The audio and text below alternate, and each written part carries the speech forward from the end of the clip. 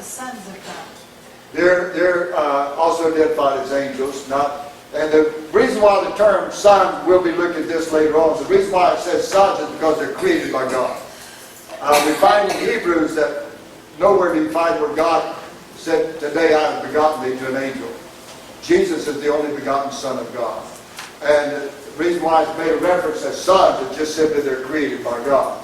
And that reference is given there. We'll cover this in our next session on that, more detail on that. But it's good that you observe these things and see them and understand them. In 1 Corinthians chapter 15, verse 40, there are also celestial bodies and bodies terrestrial. The glory of the celestial is one, the glory of the terrestrial is another.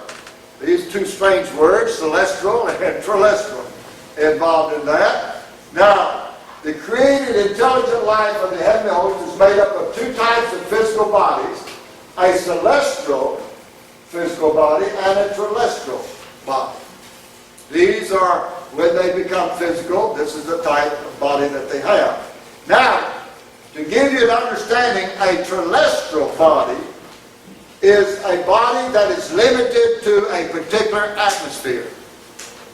Humans, we have a terrestrial body. We are limited to the atmosphere of this world. If we leave this world in our terrestrial body, we've got to take our atmosphere with us. Our astronauts, when they went off of this earth, they had to get into a ship that had our atmosphere. And if they got out of that ship, they had to have a suit that had our atmosphere in it, because they've got a terrestrial body. If you go under the water and stay under the water, you better have some air with you or you're in trouble. And so as we leave this atmosphere, we've got to take it with us if we're going to exist. So you've got different atmospheres throughout the universe. If any life is a terrestrial body on that particular atmosphere, for it to go anywhere else, it's got to take its atmosphere with us, just like we have to do. But now there are celestial bodies. A celestial body is a body that is not limited to any atmosphere. We have the cherubs. They're not limited to any atmosphere. They could be on the moon and not have to have any atmosphere. Angels, whether they're the old type or today, they could appear on the moon and not have to have any atmosphere. They can be on the earth. They can be anywhere. You'll see later on as we get into our study that one angel changes and moves into a flame of fire and ascends to heaven in a flame of fire. He can breathe that. It doesn't bother him. Why? Because he has a celestial body. When we have our resurrected body, at the time of the rapture, when our bodies, our loved ones are raised and our bodies are changed, our bodies become celestial. We can travel to the moon without a spaceship. We can walk through the fire, not bother us. We can go under the water, through the water, anywhere you want to go, and not bother us at all. We can breathe any atmosphere. That's in our resurrected body.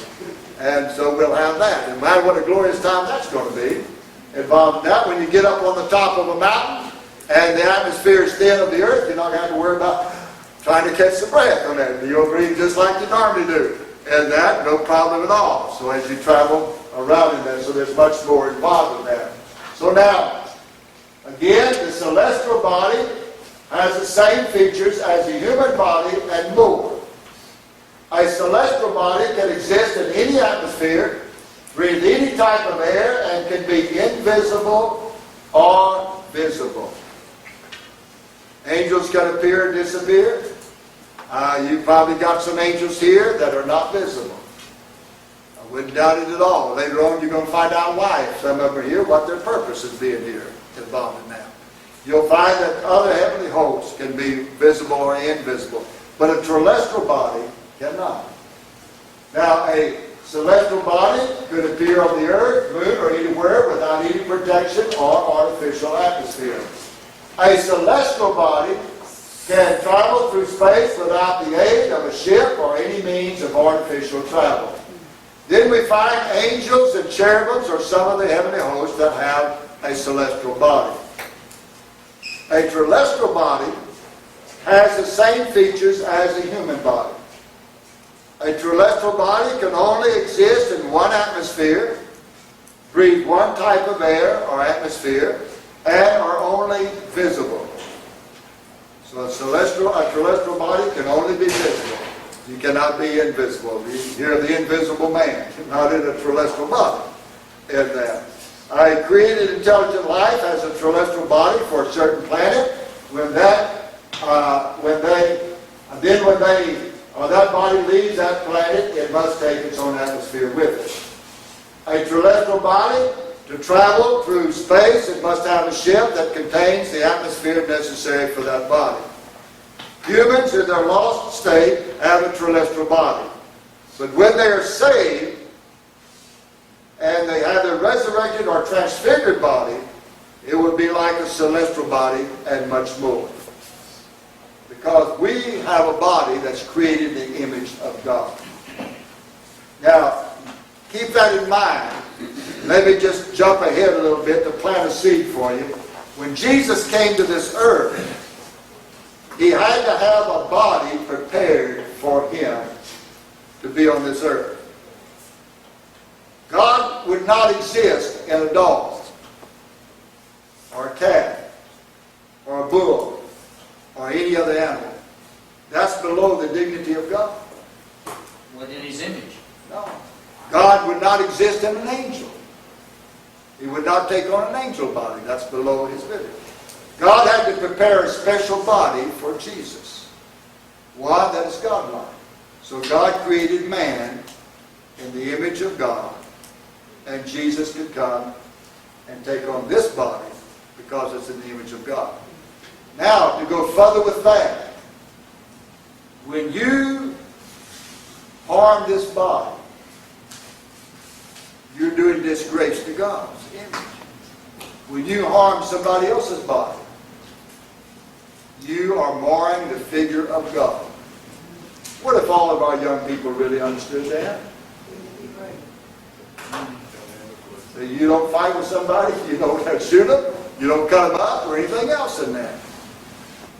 We lost a lot when we with understanding about our bodies creating the image of God involved in that. Well, now question number 27. Name the two types of physical bodies that make up the heavenly host. Alright, it's a celestial. A physical body that can live in any atmosphere, breathe any type of air, and they can be invisible or visible, such as angels. Then B is what? A terrestrial. I want to put an L in there. It's terrestrial. A physical body that can live in only one atmosphere, breathe only one type of air, and are only visible, such as mankind. Now, think about that. The heavenly host, cherubims. What a beautiful creature they are. And what they represent, the holiness of God. The four beings that are very intelligent, that are before the throne of God and give praise to Him. The seraphims, there with God in the glory, and then the angels that are there. As we realize and look at nature, those who really believe in God, you can see God in all of the creation. All the creation talks about God. When you really look at it and really are intelligent and think about nature, you cannot look at that without believing in a God. Humans can't just exist. When you examine the human body, my, how complicated it is. And everything has a function and a part. That's created. It didn't just happen. Same thing with all of nature. You've got animals that, a bird builds a nest. Whoever taught that bird how to build that nest? Different birds building different types of nests. Spiders with different types of webs. Created in this. This didn't just happen. Can you find as you go across this earth, is there any spot on this earth where there's not some type of created life? You might go to the desert and think there's nothing alive out here. If you take a microscope and examine the sand there, you're going to find it just full of life. And if you could have the night vision goggles on at night out in the desert, you'd see all kinds of animals come alive out there. And in a desert place, you didn't think anything. You go in the oceans, they're still finding creatures in the ocean. They're strange and unusual there. Beautiful, beautiful. All throughout this world, in all kinds of areas of this earth. Every place you go, you're going to see that. And yet we think we can go out here into this heavenly universe and not find created life. God is telling us on this earth, He's created all this here. You think that's the only thing He's created? He's got heavenly hosts scattered throughout this that we cannot even begin to imagine that's out there. That's our God. That's my God. Amen. And I'll tell you what, when we get to heaven, when we're on that new earth, we're going to have that celestial body. We can travel throughout the universe without a spaceship. We can go on a sightseeing tour and see things that just we'll have to give praise and honor to God. And I can't wait for that. To see that and do all that God has for us. Do what? So will you have to have a visa? No. You can drink the water when you get there. You can drink the water when you get there. Amen, brother. You're exactly right. We won't have to have it. That's a good statement. We don't have to have a visa. We will be in charge of it all. We are the children of God. And we are the children of the resurrected one. Oh my, we're going to be the first fruits involved in this. Along with those of the Old Testament and those that follow after us on that. What a glorious thing that God has given us and has blessed us with, and all that we have on this. All right, any questions?